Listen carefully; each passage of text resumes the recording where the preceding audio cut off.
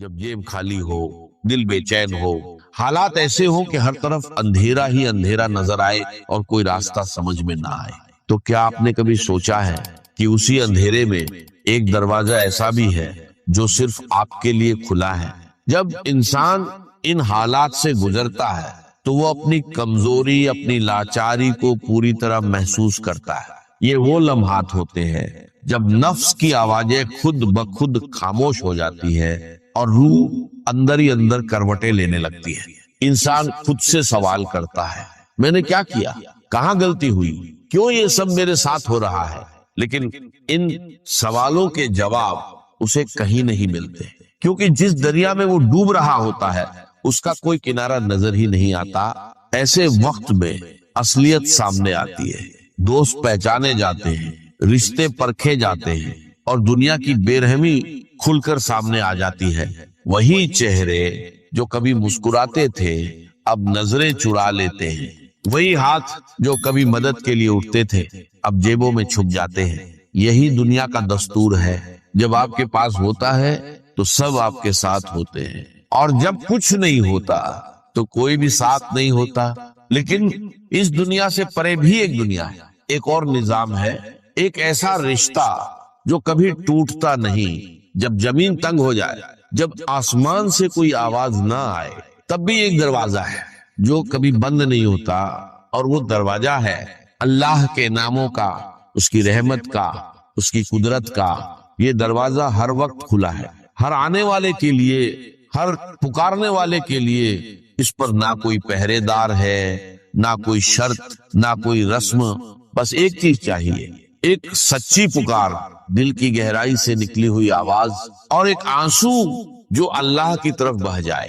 یہ تین نام، تین ایسی چابیاں ہیں جو غیب کے خزانے کھول دیتی ہیں، تین ایسی روشنیاں ہیں جو سب سے تاریک رات میں بھی راستہ دکھا دیتی ہے، تین ایسے دریا ہیں جو پیاسے کو سیراب کر دیتے ہیں، اور تین ایسے سہارے ہیں جو ٹوٹے ہوئے انسان کو پھر سے کھڑا کر دیتے ہیں۔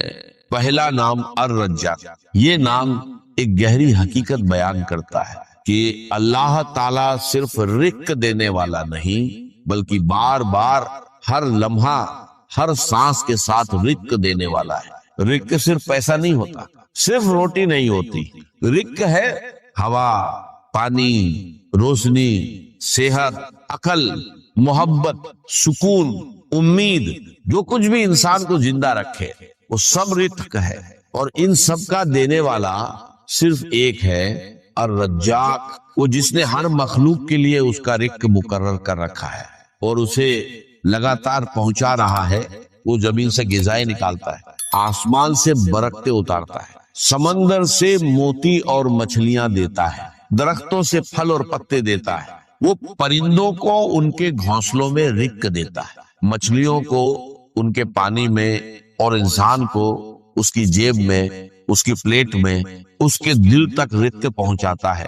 اس کی رزاقیت کا دائرہ لامحدود ہے، اس کا خزانہ کبھی خالی نہیں ہوتا، اس کی رحمت کبھی کم نہیں ہوتی، اور اس کی قدرت کبھی عاجز نہیں ہوتی۔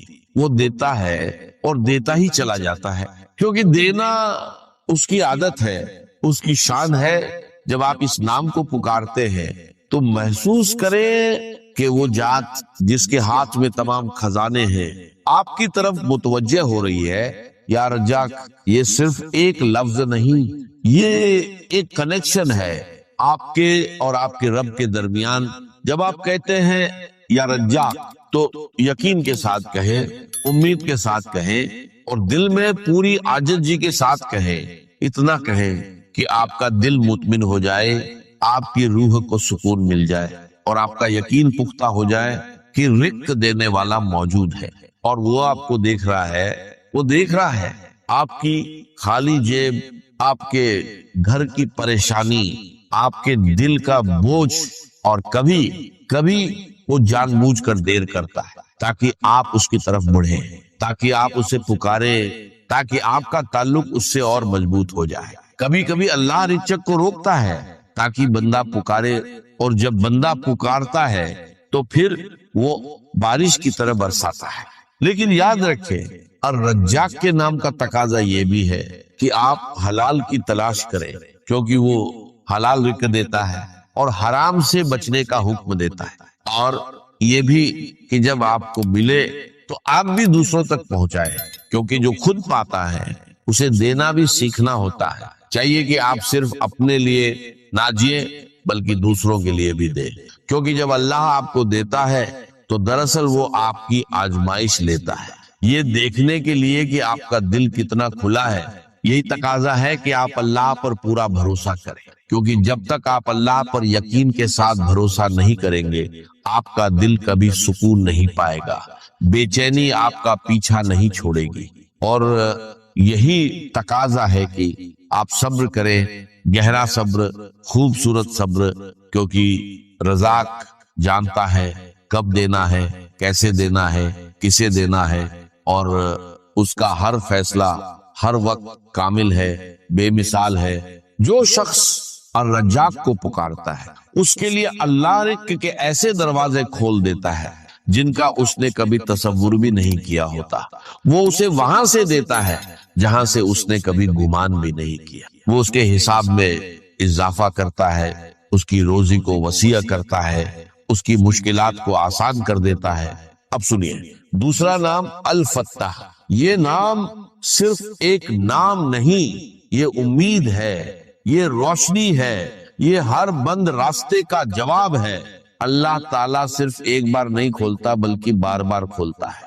ہر مشکل کے وقت، ہر تنگی کے لمحے، ہر بند دروازے پر الفتاح وہی ہے جو بند دروازے کھولتا ہے، وہ جو بند راستوں کو کھول دیتا ہے، وہ جو اندھیروں میں چراغ روشن کرتا ہے، وہ ایسے راستے نکالتا ہے جو کسی کو نظر نہیں آتے، وہ ایسی کنجیاں دیتا ہے جو تمام قفلوں کو توڑ دیتی ہے، وہ ایسے دروازے کھولتا ہے جو کبھی ہمیشہ کے لیے بند لگتے تھے۔ فتاح کا نام بہت وسیع ہے، وہ دلوں کا فتاح ہے کیونکہ وہ دلوں کو ایمان کے لیے کھولتا ہے، بند دلوں کو نور سے بھر دیتا ہے اور سخت دلوں کو نرمی عطا کرتا ہے۔ وہ رزق کا فتاح ہے کیونکہ وہ روزی کے دروازے کھولتا ہے، برکتوں کے خزانے کھول دیتا ہے۔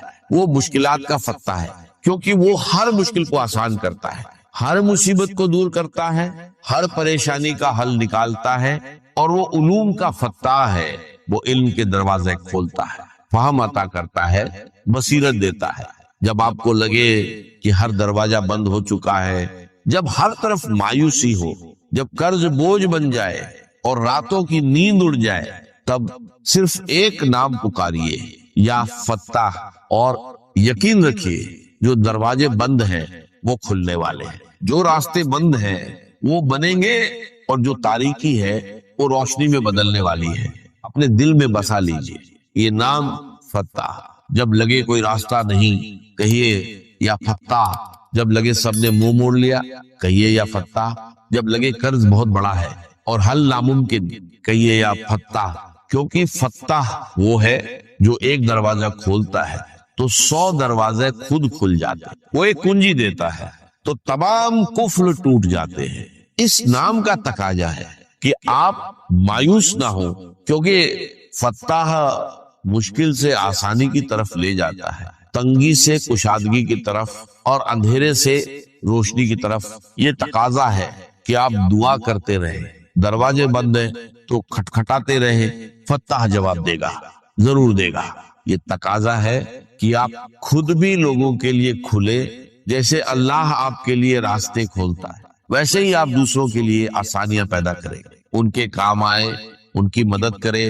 اور یہ بھی سمجھ لیجئے کہ فتاح نئے راستے دیتا ہے، نئے موقع دیتا ہے، آپ کو صرف انہیں پہچاننا ہے۔ جو شخص الفتاح کو پکارتا ہے، اللہ اس کے لیے سب سے مشکل حالات میں بھی راستہ نکال دیتا ہے، اسے اندھیرے سے روشنی کی طرف لے جاتا ہے، بند دروازے کھول دیتا ہے، اور ایسے موقع دیتا ہے جن کا اس نے کبھی خواب بھی نہیں دیکھا ہوتا۔ اب تیسرا نام الغنی۔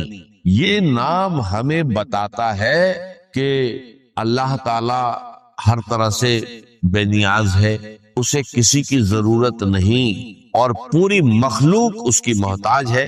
وہ اپنی ذات میں غنی ہے، اپنی صفات میں غنی ہے، اپنی قدرت میں غنی ہے، اور اپنی رحمت میں غنی ہے۔ الغنی وہ ہے جو خود کسی کا محتاج نہیں لیکن ہر محتاج کی ضرورت پوری کرتا ہے۔ وہ اتنا دیتا ہے کہ کوئی اسے خالی نہیں کر سکتا، اور اتنا دیتا ہے کہ اس کے خزانے کبھی کم نہیں ہوتے، اس کا خزانہ کبھی کم نہیں ہوتا۔ الغنی کا نام کئی معنوں میں بہت گہرا ہے۔ وہ اپنی ذات میں غنی ہے کیونکہ اللہ کو کسی کی ضرورت نہیں، نہ کھانے کی، نہ پینے کی، نہ مدد کی، نہ سہارے کی۔ وہ صفات میں غنی ہے کیونکہ اس کی صفات کامل ہے، انہیں کسی اضافے کی ضرورت نہیں اور نہ کسی کمی کا خوف ہے۔ وہ رحمت میں غنی ہے کیونکہ اس کی رحمت وسیع ہے، اس کا عطا کرنا لا محدود ہے اور اس کا بخشنا بے پایا ہے۔ اور وہ قدرت میں غنی ہے کیونکہ اس کی قدرت سب پر حاوی ہے، کوئی اسے روک نہیں سکتا اور کوئی اسے مجبور نہیں کر سکتا۔ جب آپ اپنی فقیری، اپنی مجبوری اور اپنی لاچاری کو محسوس کریں، جب آپ کو لگے کہ آپ کے پاس کچھ نہیں، جب آپ کو لگے کہ دنیا نے آپ کو چھوڑ دیا ہے، تو یا غنی کہیں اور محسوس کریں کہ اللہ غنی ہے اور وہ آپ کو اپنی گنائی سے غنی بنا دے گا، یا غنی کہیں اور یقین رکھیں کہ جو غنی ہے وہ آپ کی فقیری کو دیکھ رہا ہے، جو بے نیاز ہے وہ آپ کی ضرورت پوری کرے گا، اور جو سب کا مالک ہے وہ آپ کو دیتا رہے گا۔ الغنی کے نام کا تقاضا ہے کہ آپ اللہ سے بے نیاز نہ ہو، کیونکہ اگر آپ اللہ سے بے نیاز ہو گئے تو آپ حقیقی طور پر فقیر ہو جائیں گے۔ یہ تقاضا ہے کہ آپ لوگوں سے بے نیاز رہیں، اپنی حاجتیں لوگوں کے سامنے نہ رکھیں بلکہ اللہ کے سامنے رکھیں، کیونکہ لوگ فقیر ہیں اور اللہ غنی ہے۔ یہ تقاضا ہے کہ آپ شکر گزار بنیں، جو آپ کو ملا ہے اس پر شکر کریں، کیونکہ شکر برکت لاتا ہے اور ناشکری محرومی لاتی ہے۔ اور یہ تقاضا ہے کہ آپ دوسروں کو بھی گنی کریں، جو آپ کو دیا گیا ہے اس میں سے دوسروں کو بھی دے، کیونکہ یہی صفت ایگنی کا تقاضا ہے۔ جو شخص الغنی کو پکارتا ہے اس کے لیے اللہ اپنی گنائی سے دیتا ہے، وہ اسے اتنا دیتا ہے کہ وہ خود غنی ہو جاتا ہے، اسے کسی کی ضرورت نہیں رہتی اور وہ دوسروں کو دینے والا بن جاتا ہے۔ ان تین ناموں کو پڑھو تو سمجھو کہ فرشتے رحمت بھرے پروں کے ساتھ اتر رہے ہیں، ہاتھوں میں رزق کی ٹوکریاں لیے حکم ملتا ہے، اس بندے کے رزق کے دروازے کھول دو، اس کی روزی وسیع کرو، قرض اتارو، دل کو سکون دو۔ آسمان میں ہلچل مچ جاتی ہے، فرشتے کہتے ہیں کہ اس نے رزاق فتح غنی کو پکارا، اب اللہ نے مدد کی ضمانت لے لی، کیونکہ اس نے وعدہ کیا جو مجھ سے مانگے گا میں دوں گا، جو میرے دروازے پر آئے گا اسے خالی ہاتھ نہ لوٹاؤں گا۔ یہ تین نام غریبوں کا وہ خزانہ ہے جسے کوئی چھین نہیں سکتا، محتاجوں کا وہ سہارا ہے جو کبھی ٹوٹتا نہیں، اور مجبوروں کی وہ ڈھال ہیں جو ہر حملے کو روک لیتی ہے۔ یہ صرف الفاظ نہیں بلکہ اللہ کی صفات ہیں، اس کی رحمت کے دروازے ہیں۔ جب آپ انہیں پکارتے ہیں تو آپ خود اللہ کو پکارتے ہیں اور وہ اپنی برکت، رحمت اور محبت آپ پر برساتا ہے۔ یہ جادو نہیں بلکہ روحانی حقیقت ہے۔ جو اللہ کو پکارتا ہے اللہ اسے جواب دیتا ہے۔ اگر تو دنیا کی زندگی میں گم ہو گئے، جیسے کہ اقبال نے کہا ہے کہ کافر کی یہ پہچان کے آفاق میں گم ہے، اور مومن کی یہ پہچان کے گم اس میں ہے آفاق۔ دنیا میں رہو، طالب دنیا نہ بنو، طالب عقبہ، طالب آخرہ۔ دنیا میں رہو، برتو استعمال کرو، تمہارے لیے پیدا کیا گیا، بھائی برتو، متاع ہے، برتنے کی شے ہے۔ ہاں، حلال اور حرام کی پابندیاں سامنے رکھو، باقی برتو۔ مطلوب یہ نہ ہو، مقصود یہ نہ، مطلوب آخرہ ہو۔ انما الدنیا خلقت لکم وانتم خلقتم للآخرہ۔ منزل وہ رہے، مستحضر رہے، سامنے رہے کہ میں تو اجنبی ہوں، یہاں یہ میرا وطن نہیں ہے۔ الدنیا سجن المومن و جنت الکافر۔ جیسے کسی پرندے کو کسی پنجرے میں بند کر دیا گیا ہو، اس طرح ہمیں اس دنیا میں بھیج دیا گیا، اللہ کی مرضی سے بھیجا ہے۔ جب تک وہ چاہتا رہے گا یہاں، لیکن ہمارا دل یہاں نہیں لگے گا۔ بازار سے گزرا ہوں، خریدار نہیں ہوں، طالب دنیا، تب تو یہ کوئی دھوکے کا سودا نہیں، پتن نہیں، بالکل نہیں۔ حضور نے خود فرمایا مجھے تمہاری دنیا میں سے فلاں فلاں چیزیں بہت پسند ہیں، اس قدر ریئلسٹک ہیں۔ آپ نے عورتوں کے بارے میں فرمایا مجھے اس دنیا سے پسند ہے عورت۔ کوئی تسنع اور کوئی بھی تکلف اور کوئی خلاف فطرت بات نہیں کی محمد رسول اللہ صلی اللہ علیہ وسلم۔ آنکھوں کے جنگل میری نماز میں ہے، مجھے خوشبو پسند ہے، عورت کی طرف بھی آپ کا رجحان تھا۔ قرآن مجید میں آتا ہے نبی اب کوئی اور نکاح آپ نہیں کریں گے، وَلَوْ أَعْجَبَتْكَ حُسْنُهُنَّ، چاہے ان کا حسن جو ہے وہ آپ کو اچھا لگے، اب اجازت نہیں ہے مزید، بس فل اسٹاپ، جتنے نکاح ہو چکے ہو چکے۔ یہ دنیا کو حضور نے صلی اللہ علیہ وسلم دنیا پر سوار رہو، دنیا کو اپنے اوپر سوار نہ ہونے دو، بس بات صرف یہ۔ کافر کی یہ پہچان کہ آفاق میں گم ہے۔ اسی لیے سورہ کہف کا ایک مرکزی مضمون ہے، پہلے رکوع میں بات آتی ہے اِنَّا جَعَلْنَا مَا عَلَى الْأَرْضِ زِینَةً لَهَا لِنَبْلُوَهُمْ أَيُّهُمْ أَحْسَنُ عَمَلًا۔ ہم نے اس دنیا پر جو کچھ ہے، اسکائی اسکریپرز بن گئے ہمارے زمانے میں، اور یہ شاندار بلڈنگ ہیں، اور یہ کچھ ہے، ہم نے زینت اور زیبائش اور آرائش بنا دیا ہے تاکہ آزمائیں، انہی کے حسن کے شکار ہو جاتے ہو اور ان کے پرستار بن کر رہ جاتے ہو۔ رخ روشن کے آگے شمع رکھ کر وہ یہ کہتے ہیں ادھر جاتا ہے دیکھے یا ادھر پروانہ آتا ہے، پھر بھی اللہ ہی کے عاشق بنے رہو، اللہ ہی سے محبت کرو، کامیاب ہو گئے۔ دنیا کو مرتو اگر دنیا یہ عروس ہزار داماد جو ہے اگر کہیں یہ محبوبہ بن گئی، اچھا دیکھیے اس سورہ حدید میں اب یہ دنیا کی حقیقت کو اس طرح بیان کر کے جو نتیجے جو اس سے نکلتے ہیں ان کو علیحدہ علیحدہ بیان کر دیا۔ ایک نتیجہ جو میں بیان کر چکا، رحمانیت، ترک دنیا، اس کی نفی کرتے ہوئے فرمایا وَلَقَدْ أَرْسَلْنَا نُوحًا وَإِبْرَاهِيمَ وَجَعَلْنَا فِي ذُرِّيَّتِهِمَا النُّبُوَّةَ وَالْكِتَابَ فَمِنْهُمْ مُهْتَدٍ وَكَثِيرٌ مِنْهُمْ فَاسِقُونَ ثُمَّ قَفَّيْنَا عَلَىٰ آثَارِهِمْ بِرُسُلِنَا وَقَفَّيْنَا بِعِيسَى ابْنِ مَرْيَمَ وَآتَيْنَاهُ الْإِنْجِيلَ وَجَعَلْنَا فِي قُلُوبِ الَّذِينَ اتَّبَعُوهُ رَأْفَةً وَرَحْمَةً وَرَهْبَانِيَّةً ابْتَدَعُوهَا مَا كَتَبْنَاهَا عَلَيْهِمْ۔ اصل مضمون یہ تھا جس کے لیے تمہید اتنی لمبی باندھی، ہم نے نوح کو بھیجا، ابراہیم کو بھیجا، ان کی اولاد میں ہی نبوت اور کتاب رکھ دی، پھر ان کے نقش قدم پر ہم نے اٹھایا عیسیٰ ابن مریم کو، انہیں انجیل دی، اور جو لوگ ان پر ایمان لائے ان کے دلوں میں رحمت اور رافت کے جذبات پیدا کر انسانی ہمدردی۔ حضرت عیسیٰ کا جو اپنا مزاج تھا، ظاہر بات ہے کہ آپ کے حواریین اور آپ پر ایمان لانے والوں میں اسی کا ایک عکس پیدا ہونا تھا، لہذا وہ ایک خاص کیفیت، لیکن فرمایا ایک شے کیوں انہوں نے بدعت کے طور پر ایجاد کر لیا، وَرَهْبَانِيَّةً ابْتَدَعُوهَا مَا كَتَبْنَاهَا عَلَيْهِمْ، رہبانیت کی انہوں نے بدعت ایجاد کر لی، یہ انہوں نے کی ہے، ہم نے یہ ان پر فرض نہیں کی۔ یہ ہے وہ منفی نتیجہ، گریز، خانقاہوں میں جا کر بیٹھ جاؤ، موناسٹسزم، تجرد کی زندگی گزارو، نتیجہ اس کا کیا نکلتا ہے کہ بظاہر راہب اور راہبائیں رہ رہی ہیں اور رہ رہے ہیں، اور اندر جو حرام کاری کے بازار چل رہے ہیں، اور تہخانوں کے اندر حرامی بچوں کی قبروں کی قبرستان بنے۔ ہسٹری آف کرسچین موناسٹسزم پر کتابیں پڑھ لیجیے، خود انہوں نے اپنے سارے جو ہیں مخیہ اجیڑ کر خود رکھ دیے۔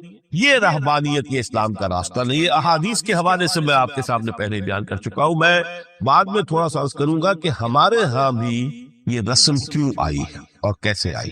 الحمدللہ اس درجے میں نہیں آئی جس درجے میں کہ کرسچینٹی میں آئی ہے، الحمدللہ ثم الحمدللہ، لیکن کسی درجے میں اگر آئی ہے تو کیوں آئی ہے یہ میں بعد میں عرض کروں گا۔ لیکن اس کا مل حیات الدنیا الا متاع الغرور کا دوسرا نتیجہ کیا ہے؟ پہلا نتیجہ تھا گریز کا، پسپائی کا، فرار کا، معاشرے سے نکل بھاگنے کا، تاکہ معاشرے میں اشرار کھل کھیلے، جو چاہے کرے۔ ایک راستہ یہ ہے، ترک دنیا کے معنی ہے ترک لذات دنیا، آسائشوں کو ترک کرنا، سختیاں جھیلنا، کس لیے؟ تاکہ دنیا سے ظلم کا خاتمہ ہو، باطل کا تختہ الٹ دیا جائے، ظلم کا استحصال۔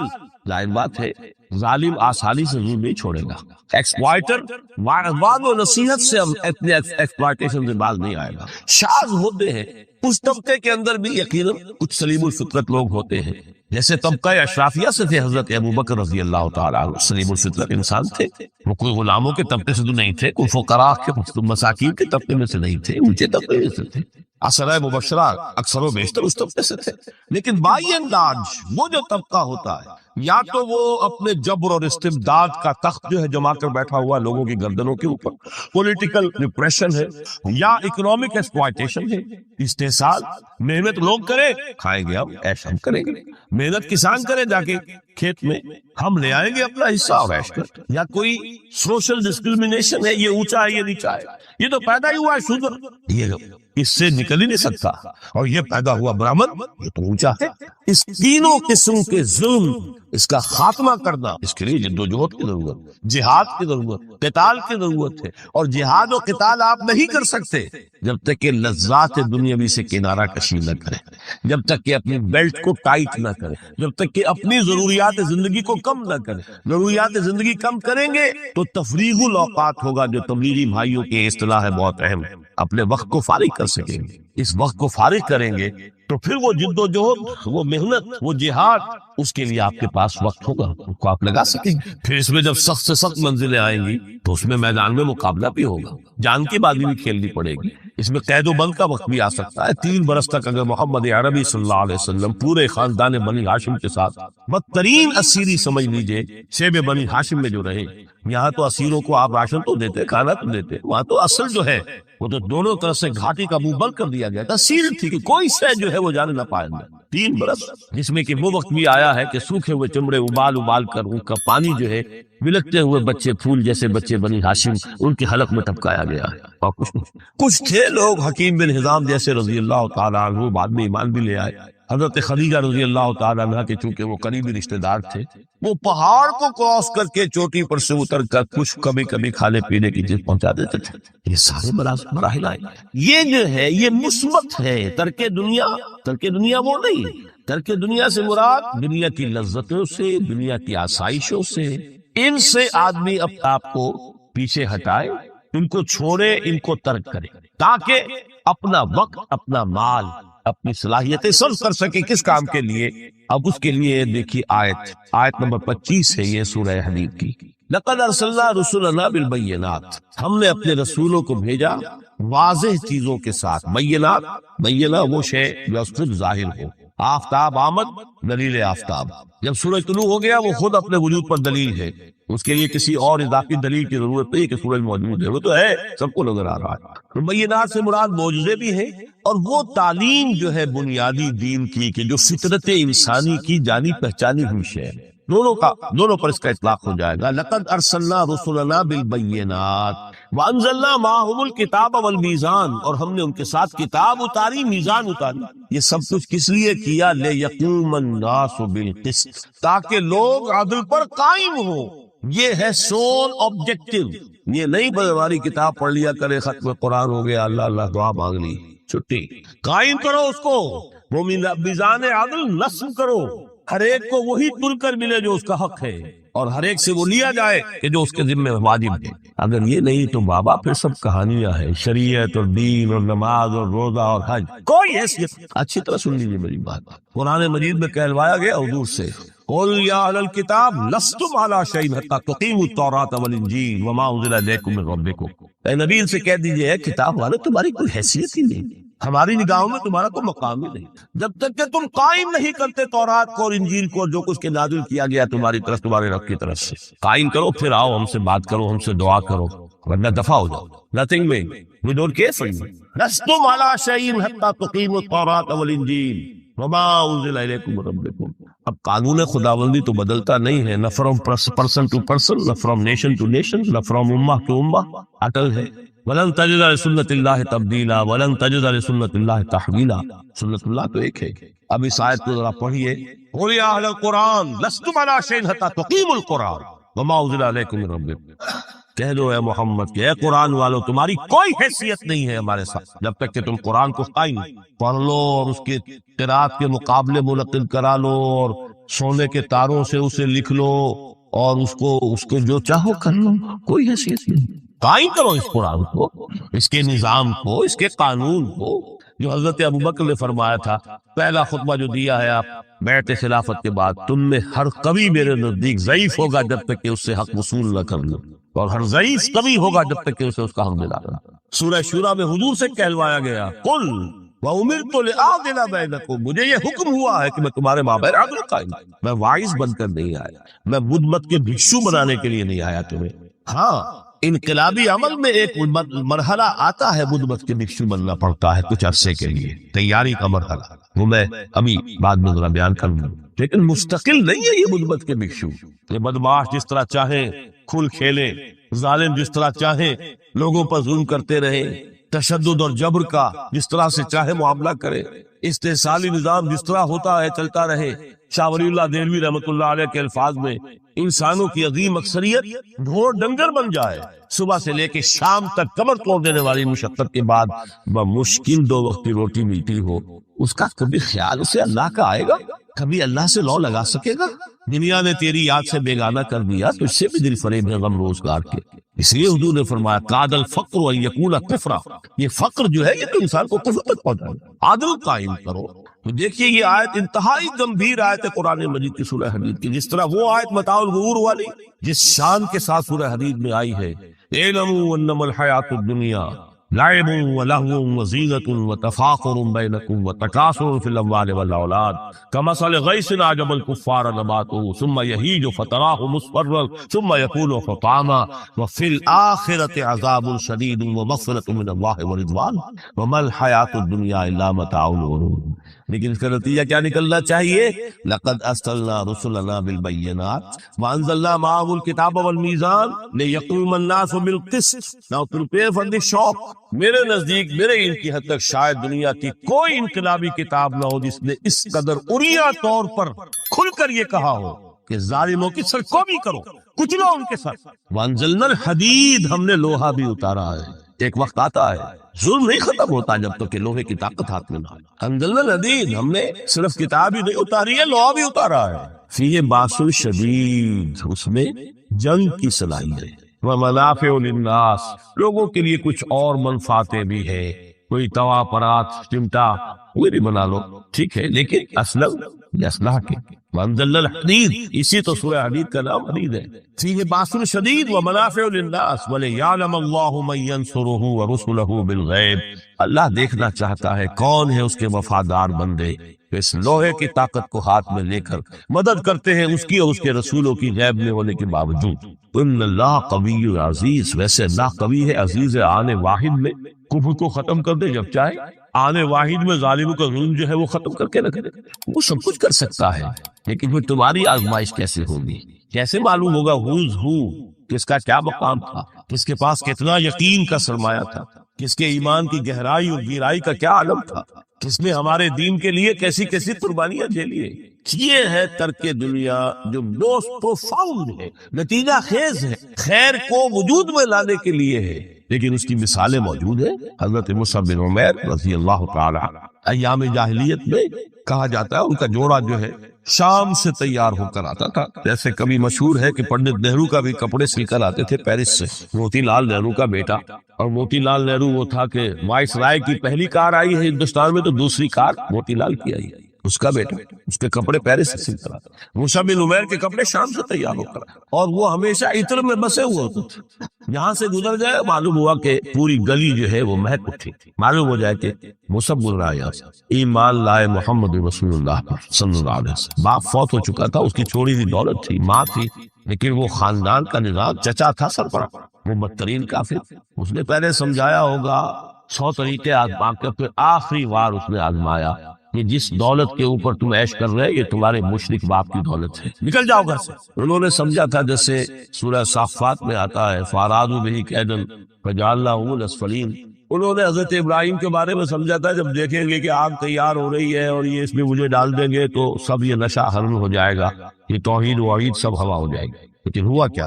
بے خطر کود پڑا حقیش نمود میں عشق، عقل ہے محو تماشائے لبے بامر۔ اس نے تو یہ دھمکی دی تھی کہ دن میں تارے نظر آ جائیں گے مصعب کو، ناز و نام میں پلا ہوا انسان، اسے کہہ دیا جائے نکل جاؤ گھر سے، اٹھ کر چلنے لگے، اس کا تیش جو ہے اور اچھا یہ کپڑے بھی اسی مشرک باپ کے ہیں، اتارو ان سب۔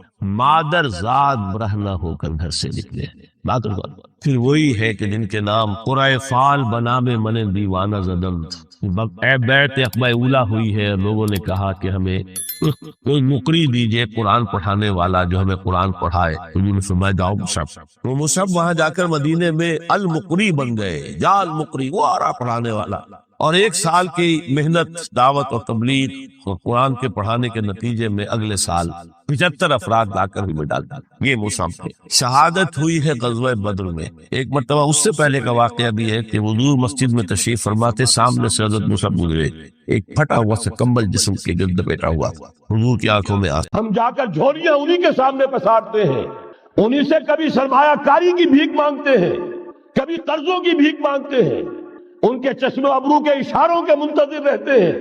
ہماری جنگ اور صلح ان کے تابع ہے، ہمارے تمام وسائل ان کے تسلط میں ہیں۔ وہ دور ابھی ختم نہیں ہوا، فرق صرف یہ ہے پہلے براہ راست حاکم تھے، آج بالواسطہ حاکم ہیں۔ لیکن حضور نے فرمایا صلی اللہ علیہ وسلم یہ دور بھی ختم ہو کر رہے گا۔ یوں سمجھیے جیسے کراچی میں لانڈی کورنگی میں کئی نمبر آتے ہیں بسوں میں، Karachi Landhi number 1، Landhi number 2، Landhi number 3، پھر کہیں 3.5 بھی ہوتا ہے۔ آج ہم بیچ میں کھڑے ہیں اس چوتھے دور کے کہ حضور کے قول کے مطابق ملکن جبرین، یا دور ابھی جاری ہے، نصف ختم ہو گیا ہے، نصف ابھی باقی۔ لیکن ایک بات تو بڑی تلخ ہے، ابھی بقیہ نصف میں بڑی قیامتیں گزرنے والی ہیں۔ اسی بقیہ نصف میں وہ معرکہ پیش آنے والا ہے، اسی میں وہ ملاحم ہوں گے، اسی میں وہ الملحمۃ العظمیٰ ہوگی، اسی میں دجال اکبر کا ظہور ہوگا، اس میں ہمارے اوپر تکالیف اور مصائب ابھی اور اس کے سائے گہرے ہوں گے، اور کچھ روز فضاؤں سے لہو برسے گا، اور غمناک یہ تاریک اندھیرے ہوں گے۔ لیکن اس کے بعد فرمان نبوت پوری شان کے ساتھ ظاہر ہوگا، ثم تکون خلافت علی منہاج النبوہ، پھر دور آئے گا خلافت علی منہاج النبوہ کا، دوبارہ وہی دور، میں نہیں وہ نظام جو محمد رسول اللہ نے قائم فرمایا صلی اللہ علیہ وسلم، دنیا میں دوبارہ قائم ہو کر رہے۔ میرے کئی دوستوں نے کہا ہو کر رہے گا، اور میں یقین کے ساتھ کہتا ہوں ہو کر رہے گا، صرف یہ کہ ہم یہ نہیں کہہ سکتے ابھی اس میں کتنی دیر ہے۔ جیسے قرآن مجید میں کئی جگہ حضور سے کہلوایا گیا، نبی کہہ دیجئے ان ادری اقریب ام بعید ما توعدون، لوگوں جو وعدہ تم سے کیا جا رہا ہے یہ تو میں نہیں کہہ سکتا وہ جلدی پورا ہوگا یا دیر میں، ہوگا ضرور پورا۔ ان اللہ لا یخلف المیعاد، اللہ تعالیٰ اپنے وعدے کی خلاف ورزی نہیں کرتا۔ تو محمد الرسول اللہ صلی اللہ علیہ وسلم کی دی ہوئی نوید، دوبارہ خلافت علی منہاج النبوہ کا نظام قائم ہوگا، اور اس میں اب ذرا نور علی نور، 2 حدیثیں اسی کتابچے میں شامل ہیں، پھر عرض کر رہا ہوں یہ آپ کو مل جائے گا اگر نہیں ہے اس وقت، اور میں چاہتا ہوں آپ ان کے متن یاد کریں، ان حدیثوں کے مبلغ بن جائیں، ان آیات کو حفظ جان بنائیں، تاکہ مایوسی کا مداوع ہو سکے، ہمتیں جو پست ہو رہی ہیں ان میں دوبارہ عزم جمع پیدا ہو سکے۔ اس لیے ہم نے بڑی تعداد میں اسے شائع کیا ہے، 100 کے پیکٹس کے اندر آپ کو یہ مل سکے گا اگر آپ لینا چاہیں، عام کریں، پھیلائیں۔ پہلی حدیث ہے مسلم شریف کی، صحیحین میں سے ایک، سند کے اعتبار سے بلند ترین درجہ، حضرت ثوبان اس کے راوی ہے رضی اللہ تعالی عنہ، بڑے پیارے الفاظ ہیں محمد الرسول اللہ صلی اللہ علیہ وسلم کے، فرماتے ہیں ان اللہ زوالی الارض، اللہ نے میرے لیے پوری زمین کو سکیڑ دیا، لپیٹ دیا، فرائے تو مشارقہا و مغاربہا، میں نے اس کے سارے مشرق دیکھ لیے، سارے مغرب دیکھ لیے، وَإِنَّ أُمَّتِي سَيَبْلُغُ مُلْكُهَا مَا زُوِيَ لِي مِنْهَا، اور یقین رکھو میری امت کی حکومت ان تمام علاقوں پر قائم ہو کر رہے گی جو مجھے اس طرح زمین کو سکیڑ کر اور لپیٹ کر دکھا دیے گئے۔ اب جس شخص کو بھی محمد کی رسالت پر ایمان ہے صلی اللہ علیہ وسلم، اسے کوئی شک نہیں ہو سکتا۔ دوسری روایت حضرت مقداد سے، یہ مسند احمد ابن حنبل کی روایت، حضرت مقداد رضی اللہ تعالیٰ عنہ فرماتے ہیں حضور نے ارشاد فرمایا لا يبقى على ظهر الارض بیت مدر ولا وبر الا ادخلہ اللہ کلمۃ الاسلام، اس روئے ارضی پر کوئی گھر نہیں بچے گا، نہ اینٹ گارے کا بنا ہوا نہ کمبلوں کا بنا ہوا خیمہ رہے گا جس میں اللہ تعالیٰ کلمہ اسلام کو داخل نہ کرتے، کل روئے ارضی پر ہر گھر میں اسلام داخل ہوگا۔ لیکن اس میں بڑی اہم بات ہے، ہمارے بعض دانشور آج جو گمراہیاں پھیلا رہے ہیں اس کا توڑ اس حدیث میں ہے، اور ہمیں صدمہ ہے، علامہ اقبال کا فرزند، اور وہ اس مغالطوں کو عام کر رہا ہے۔ اور بھی چھٹ بھئیے دانشور تھے، ان کی بات کی کوئی اہمیت نہیں تھی، لیکن اب وہی بات کہی ہے ڈاکٹر جاوید اقبال نے، اس حدیث میں اس کا توڑ ہے۔ اسلام کا غلبہ ہوگا تو کیسے ہوگا؟ بعز عزیز و ذل ذلیل، یا تو کسی عزت والے کے اعزاز کے ساتھ ہوگا، اور یا کسی کمزور کی مغلوبیت کی بنیاد پر ہوگا۔ اما یعزہم اللہ، یا تو اللہ گھر والوں کو، خیمے والوں کو اعزاز عطا فرمائے گا، فیکونون من اہلہا، وہ اسلام ہی کے کلمے کو قبول کر لیں گے، وَإِمَّا يُذِلُّهُمْ، یا اللہ انہیں مغلوب کر دے گا، فَيَدِينُونَ لَهَا، اور ان کے لیے لازم ہوگا کہ وہ اسلام کی تابع داری اختیار کریں۔ یہی دو راستے ہیں، یہی سورہ توبہ میں بتایا گیا تھا۔ ان یہودیوں سے، ان نصارہ سے مسلمانوں جنگ جاری رکھو، حتیٰ یؤتوا الجزیۃ عن ید وہم صاغرون، یہاں تک کہ اپنے ہاتھ سے جزیہ پیش کریں، چھوٹے بنے، اسلام کی بالادستی کو قبول کریں۔ میثاق مدینہ یہ تو اصل میں جد و جہد کے دوران کا ایک مرحلہ ہے۔ دوران میں تو کبھی صورتحال بدلتی ہے، تدبیریں ہوتی ہے، صلح بھی ہوتی ہے، جنگ بھی ہوتی ہے۔ آخری فیصلہ قرآن کا کیا ہے؟ مسلمان اور غیر مسلم مل کر ایک امت نہیں بن سکتے، ایک ملت نہیں بن سکتے۔ اسی بنیاد پر پاکستان بنایا۔ دو قومی نظریے کا سب سے بڑا پرچارک علامہ اقبال، وطنی قومیت کی نفی کرنے والا شدید ترین الفاظ میں علامہ اقبال، اور اس کے فرزند جو ہے وہ ایک قوم ہونے کا تصور دے رہے ہیں مسلمانوں اور غیر مسلموں کو۔ یہاں تو ایک ہی راستہ ہے۔ صحابہ کرام کی فوجیں جب نکلی، جہاں گئیں، تین آلٹرنیٹیوز، ایمان لے آؤ، ہمارے برابر کے ہوگے، بھائی ہوگے، جان مال عزت آبرو املاک جائیداد ہر چیز جیسی ہے ویسی رہے گی، ہمارے کندھے سے کندھا لگا کر کھڑے ہوگے۔ یہ نہیں تو چھوٹے بنو، اسلام کی بالادستی قبول کرو، جزیہ دینا منظور کرو، اور یہ بھی نہیں تو صرف ایک تھرڈ آپشن ہے، آؤ میدان میں، تلوار ہمارے اور تمہارے درمیان فیصلہ کرے گی۔ یہ ہے تاریخ۔ آخری بات جو کہی گئی سورہ توبہ میں وہ تو یہ ہے، میثاق مدینہ تو ایک درمیان کی ایک تدبیر ہے، معاہدات ہوتے ہیں۔ معاہدات تو مشرکین عرب سے ہوئے، جس کی کامل تنسیخ کی، براۃ من اللہ ورسولہ الی الذین عاہدتم من المشرکین۔ سارے معاہدات آج ختم کیے جا رہے ہیں، اعلان عام کیا جا رہا ہے، کوئی معاہدہ نہیں ہے۔ باطل دوئی پسند ہے، حق لا شریک ہے، شرکت میں آنا ہے، حق و باطل نہ کر قبول۔ علامہ اقبال تو یہ کہہ رہے ہیں۔ بہرحال ذہن میں رکھیے، حضرت مقداد کی اس حدیث نے بہت بڑا عقدہ حل کیا ہے۔ اسی لیے جب حضور سے یہ الفاظ سنے حضرت مقداد نے تو کہتے ہیں فَقُلْتُ، میں نے اپنے دل میں یہ کہا، وَيَكُونَ الدِّينُ كُلُّهُ لِلَّهِ، یہ جو سورہ انفال میں الفاظ آئے ہیں، دین پورا کا پورا اللہ کے لیے ہو جائے گا، یہ تبھی ہوگا جبکہ کل روئے ارضی پر کوئی گھر نہ بچے، کوئی خیمہ نہ رہے، جو یا تو اس کے گھر والے اور خیمے والے اسلام لے آئے یا اسلام کی تابع داری قبول کر دے، تب کے لیے تیار ہوں، تب ہوگا۔ اسی کو اقبال نے کہا تھا جواب شکوہ میں، وقت فرصت ہے کہاں، کام ابھی باقی ہے، نور توحید کا اتمام ابھی باقی۔ لیکن یہ جو حدیثیں میں نے آپ کو سنائی ہے، علامہ اقبال نے در حقیقت انہی کا نقشہ کھینچا ہے۔ آسماں ہوگا سحر کے نور سے آئینہ پوش، اور ظلمت رات کی سیما پا ہو جائے گی، پھر دلوں کو یاد آ جائے گا پیغام سجود، پھر جبھی خاک حرم سے آشنا ہو جائے گی۔ آنکھ جو کچھ دیکھتی ہے لب پہ آ سکتا نہیں، محو حیرت ہوں کہ دنیا کیا سے کیا ہو جائے گی۔ شب گریزہ ہوگی آخر جلوہ خورشید سے، یہ چمن معمور ہوگا نغمہ توحید سے۔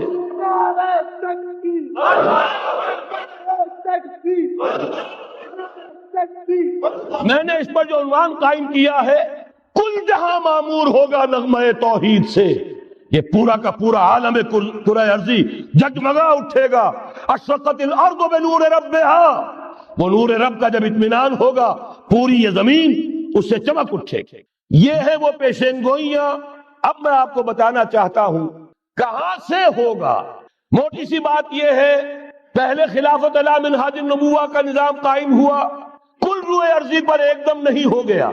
ایک ملک جزیرہ نما عرب، محمد الرسول اللہ صلی اللہ علیہ وسلم والذین معہ رضی اللہ تعالی عنہم اجمعین، ان کی جد و جہد، ایثار، قربانی، اس کے نتیجے میں جزیرہ نما عرب وہاں یہ نظام قائم ہو گیا۔ پھر پھیلا، پھر توسیع ہوئی، 3 لشکر نکلے تھے، مشرق مغرب شمال۔ شمال میں اوشیائے کوچک ترکی کا علاقہ، مشرق میں خراسان تک مشرق میں یہ ماوراء النہر تک، مغرب میں بحر اوقیانوس تک دشت و دشت ہیں، دریا بھی نہ چھوڑے ہم نے، بحر ظلمات میں دوڑا دیے گھوڑے ہم نے۔ اب بھی یہی ہوگا، کسی ایک جگہ سے ہوگا۔ یہ میں اب آپ کو بتانا چاہتا ہوں کہاں سے ہوگا۔ پہلے اس کے جو شواہد ہیں وہ سمجھ لیجئے، پھر حدیثیں میں سامنے لاؤں گا۔ میں نے عرض کیا تھا کہ مغرب سے یہ سیلاب نیو ورلڈ آرڈر کا چلا، جو کہ در حقیقت یہودیوں کا مالیاتی نظام ہے۔ اس مالیاتی شکنجے میں انہوں نے یورپ امریکہ کو جکڑا ہوا ہے۔ اس کے بعد ان کی فتوحات کا دائرہ عالم عرب ان کے شکنجے میں آ چکا۔ ابھی آپ نے خبریں پڑھی ہوں گی، اب تو ہزاروں فنڈامنٹلسٹ سعودی عرب میں گرفتار ہو رہے ہیں، علماء گرفتار ہو رہے ہیں۔ یہ ساری حکومتیں جو امریکہ کے ایجنٹوں پر مشتمل ہیں، در حقیقت یہی سب سے پہلے اپنے ہاں کے جو مسلمان ہیں، جنہیں یہ کہتے ہیں کہ یہ فنڈامنٹلسٹ ہیں، سب سے پہلے تشدد ان کی طرف سے ہوگا۔ بہرحال اب اس سے آگے ہے عالم اسلام کا وہ حصہ جس میں میں اور آپ بھی ہیں، یہ غیر عرب عالم اسلام، ایران سے شروع ہو کر پھر افغانستان، جو حضور کے زمانے میں خراسان کہلاتا تھا، یہ پورا افغانستان، کچھ تھوڑا سا حصہ ایران کا، کچھ تھوڑا سا حصہ روسی ترکستان کا، کچھ حصہ پاکستان کا، یہ سب حضور کے زمانے میں خراسان کہلاتا تھا۔ اس کے ضمن میں جان لیجئے اب یہ نیوکلیس بننے والا ہے، یہاں سے خلافت کا آغاز ہو کر رہے گا۔ اس کے شواہد کیا ہیں؟ پہلی بات نوٹ کیجئے، ختم نبوت کے بعد سارا سلسلہ مجددین کا ہے رحمہم اللہ۔ 1000 برس تک سارے مجدد عالم عرب میں پیدا ہوئے۔ 11ویں صدی سے یہ صنم خانہ ہند، مجددین کی آماجگاہ، مجدد الف ثانی رحمت اللہ علیہ، 11ویں صدی ہجری یا الف ثانی، اسی کے دوسرا 1000 سال وہیں سے شروع ہوا۔ کہاں کے رہنے والے تھے؟ 12ویں صدی کے مجدد اعظم شاہ ولی اللہ دہلوی، 13ویں صدی میں سید احمد بریلوی اور ان کے ساتھی شہید شاہ اسماعیل شہید، 14ویں صدی میں شیخ الہند، اسیر مالٹا، انگریز سے ٹکرا جانے والا۔ یہ مضمون ہم نے چھاپا تھا، اگرچہ چھپا تھا وہ پاکستان، روزنامہ پاکستان میں، ہم نے بھی اسے چھاپا۔ اب دوبارہ جو کتاب کا شائع کیا ہے، انگلینڈ میں، انگلستان میں خلافت کی اذان کے عنوان سے اسپیشل ایک جو ہے ندائے خلافت کا ایشو آیا ہے، اس میں دوبارہ ریپیٹ کیا ہے۔ اس سے آپ کو اندازہ ہوگا شیخ الہند کی شخصیت کا۔ جرمنی تک سے ان کی گفتگو چل رہی تھی، دارالخلافہ ترکی سے گفتگو چل رہی تھی، ہندوستان کو آزاد کرا کر دوبارہ اس کو ایک دارالاسلام کی شکل دینا۔ اس لیے کہ اس وقت تک آپ کو معلوم ہونا چاہیے ہندو ابھی سویا ہوا تھا۔ وہ غلامی کا جو بھی اس کے اوپر اثر پڑا تھا، مسلمانوں کی 1000 سالہ غلامی کا، اس کی وجہ سے اس میں کوئی حوصلہ تھا ہی نہیں۔ سیاست کے میدان میں ہندو ابھی آیا ہی نہیں تھا۔ اس وقت اگر کہیں وہ تجویز کامیاب ہو جاتی، وہ برلن پلان، وہ ریشمی رومال تحریک، تو واقعہ یہ ہے کہ 30 برس اور یہ بر عظیم پاک و ہند انگریز کا غلام نہ رہتا۔ وہ تحریک نہیں۔ پھر یہ کہ اگر خلافت کو ختم کیا گیا تو احتجاجی تحریک چلی تو یہاں، اور کس شد و مت کے ساتھ، مولی اماں محمد علی کی جان بیٹا خلافت میں دے دو، پورا بر عظیم پاک و ہند گونج اٹھا۔ گاندھی کو شریک ہونا پڑا تحریک خلافت میں، کہاں گاندھی کہاں خلافت۔ پھر اور شواہد نوٹ کیجئے، وہ جو کولونیل رول بظاہر ختم ہوا ہے، تمام مسلمان ممالک بظاہر آزاد ہوئے، لیکن کہیں بھی تحریک میں اسلام کا نعرہ نہیں لگا۔ صرف ایک جگہ، پاکستان کا مطلب کیا؟ لا الہ الا اللہ، اور اس سے پھر گونج گیا پورا بر عظیم پاک و ہند، راس کماری سے لے کے درہ خیبر تک، اور ادھر مکران سے لے کر چٹاگانگ تک۔ پاکستان کا مطلب کیا؟ لا الہ الا اللہ۔ پوری دنیا میں اس کا کوئی نعرہ نہیں لگا۔ پھر پاکستان ہے وہ ملک جہاں قرارداد مقاصد پاس ہو گئی، خلافت اصولی اعتبار سے ہم نے تسلیم کر لی۔ جب حاکمیت اللہ کی ہے، ہمارے پاس حاکمیت نہیں، ہم حاکمیت کے مدعی نہیں۔ 10 کروڑ عوام کی ایک نمائندہ اسمبلی نے قرارداد مقاصد پاس کی، یہی تو خلافت ہے۔ ہمارے پاس جو اختیار ہے اللہ کا ڈیلیگیٹڈ ہے، اور یہ انہی حدود میں استعمال ہوگا جو خود جو اصل حاکم ہے اللہ، جو اس نے متعین کر دی۔ پھر یہی وہ ملک ہے، واحد ملک پوری دنیا میں، جس میں فیڈرل شریعت کورٹ نے بینک انٹرسٹ کو ربا حرام قرار دیا ہے۔ پوری مسلم ورلڈ کے اندر اس کی کوئی مثال موجود نہیں. یہ شواہد ہے. علامہ اقبال جیسا مفکر یہاں پیدا ہوا، مولانا مودودی جیسا مصنف یہاں پیدا ہوا، مولانا الیاس جیسا مبلغ یہاں پیدا ہوا، شیخ الہند جیسا مجدد یہاں پیدا ہوا. پورے عالم اسلام میں اس کی کوئی مثال موجود نہیں. اور میں تو ایک اور بات کی طرف کہتا ہوں، اللہ کے معاملات بڑے عجیب ہیں. یہ جو جنگیں ہونے والی ہے، یہ جو خیر و شر کا مارکا دنیا کو ہے، پھر مارکا ہے روح و بدن پیش. تہذیب نے پھر اپنے درندوں کو ابھارا. اللہ کو پامردی مومن پہ بھروسہ، ابلیس کو یورپ کی مشینوں کا سہارا. یہ جو ابھی مارکا گرم ہونے والا ہے، پہلا حصہ میں آپ کو بتا چکا. شیطان، اس کا ایجنٹ یہودی، ان کے سب سے بڑے کارندے زائنسٹ، ان کے جو اس وقت اعلی کار ہیں ویسٹ، وائٹ اینگلو سیکسن پروٹیسٹنٹس، جو امریکہ کی زیر سرکردگی نیو ورلڈ آرڈر لے کر چلے ہیں، جو حقیقت میں نیو ورلڈ آرڈر ہے. دوسری طرف دیکھیے، ذرا غور کیجئے، ایک حدیث نبوی ہے، ما انزل اللہ من دائن الا انزل له دواء. اللہ نے کوئی ایسا مرض پیدا نہیں کیا جس کی دوا پیدا نہ کی ہو. اسرائیل 1948 میں قائم ہو رہا ہے، پاکستان 1947 میں وجود میں آیا. ایک سال پہلے جیسے ماں کی چھاتی میں اللہ دودھ پہلے پیدا کر دیتا ہے، بچے کی ولادت بعد میں ہوتی ہے. یہ قانون قدرت ہے. اسی طریقے سے توڑ اس کا در حقیقت اسرائیل کا توڑ ہے جو پاکستان کی شکل میں وجود میں آیا. یہ دوسری بات ہے کہ ہم بھٹک گئے، منزل کا سراغ بھول گئے. ہم آ کر دولت کے پھندوں میں، اور سب سے بڑھ کر یہ کہ جو متروکہ جائیداد کے لالچ، ہم اس میں پڑ گئے، بھول گئے یہ پاکستان کس لیے بنایا تھا، بھٹک گئے. بہرحال میں ان شواہد کی بنا پر یہ یقین رکھتا ہوں، پورا ترکش بیلٹ سلسلہ مجددیہ نقشبندیہ کے ساتھ، یہ پورا سلسلہ افغانستان سے چلیے، ترکستان سے چل کر ترکی تک، پورا یہ جو نان عرب ورلڈ ہے، نان عرب مسلم ورلڈ، وہ سلسلہ مجددیہ حضرت احمد سرہندی رحمت اللہ علیہ، گردن نہ جھکی جس کے جہانگیر کے آگے، جس کے نفس گرم سے ہے گرمی احرار، یہ انہی کا سلسلہ ہے جو پورے ٹرکش بیلٹ میں آپ کو نظر آئے گا. پھر شاہ ولی اللہ جیسا مفکر. بہرحال یہ تمام شواہد ہیں، اور میرے لیے تو سب سے بڑے شواہد جو ہے، اب وہ احادیث دیکھیے جو حضور نے بیان فرمائی. جب یہ مارکا گرم ہوگا، ایک حدیث ہے، حضور فرماتے ہیں، ابن ماجہ کی روایت ہے حضرت عبداللہ ابن حارث رضی اللہ تعالی عنہ سے، یخرج ناس من المشرق یؤتون للمہدی یعنی سلطان ہی. جب اس عالم عرب میں، دیکھیے ایک بات میں عرض کر چکا ہوں، بڑی تلخ بات ہے، عالم عرب ہمارا بہتر حصہ ہے، افضل حصہ ہے. ان کو اللہ نے فضیلت ہم سے بہت زیادہ دی ہے. سب سے بڑی فضیلت کہ محمد خود صلی اللہ علیہ وسلم عرب تھے، یہ رتبہ بلند ملا جس کو مل گیا.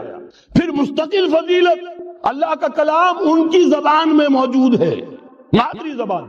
لہذا اگر انہوں نے کوتاہی کی، انہوں نے پیٹھ دکھائی، بہت بڑے مجرم ہیں، اس میں کوئی شک نہیں.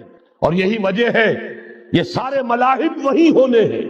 ایسی ایسی بھاری جنگیں، حضور فرماتے ہیں اتنے لوگ ہلاک ہوں گے کہ پرندہ اڑتا چلا جائے گا، اترنے کی جگہ نہیں ملے گی، لاشیں ہی لاشیں ہوں.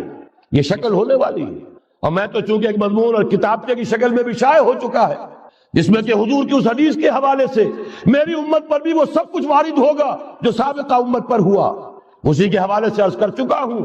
اگر اس صدی میں ہولوکاسٹ میں 60 لاکھ یہودی مارا گیا ہے، کوئی اسی کا دوبارہ چربا جو ہے امت مسلمہ پر بھی آنے والا ہے.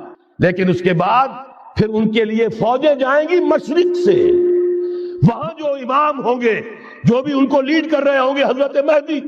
یہ تصور ذہن میں رکھیے، ہمارے مابین اور عیسائیوں کے مابین حضرت مسیح کی ذات مشترک، اگرچہ ان کا یہ عقیدہ ہے کہ وہ سولی دیے گئے، فوت ہو گئے، معاذ اللہ ثم معاذ اللہ، پھر زندہ ہو کر آسمان پر گئے، پھر آئیں گے.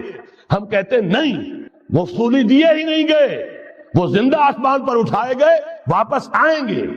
گویا کہ بہت حد تک اشتراک ہے، لیکن ایک اختلاف بھی ہے. اسی طرح حضرت مہدی کے بارے میں شیعہ اور سنی تصورات میں اتفاق بھی ہے، اختلاف بھی ہے. یقیناً امت مسلمہ، امت عرب، مجھے تو اقبال کا وہ شعر یاد آتا ہے، خون اسرائیل آ جاتا ہے آخر جوش میں، توڑ دیتا ہے کوئی موسیٰ طلسم سامری. تو کیا خون اسماعیل جوش میں نہیں آئے گا؟ حضرت اسماعیل کی نسل میں حضور، اور حضور کی صاحبزادی حضرت فاطمہ رضی اللہ تعالی عنہ، حضور نے فرمایا میری اس بیٹی کی نسل میں اللہ تعالیٰ ایک شخص کو اٹھائے گا جو اس وقت مسلمانوں کی قیادت کرے گا۔ یہ چیز ہمارے اور اہل تشیع کے مابین مشترک فرق یہ ہے، وہ سمجھتے ہیں کہ ان کے 12ویں امام کہ جو آج سے 1200 برس قبل روپوش ہو گئے تھے وہ ظاہر ہوں گے، ہمارے نزدیک نہیں، وہ پیدا ہوں گے، نو مولود ہوں گے، عام انسانوں کی طرح آئیں گے، ہوں گے نسل فاطمہ میں سے رضی اللہ تعالی عنہ۔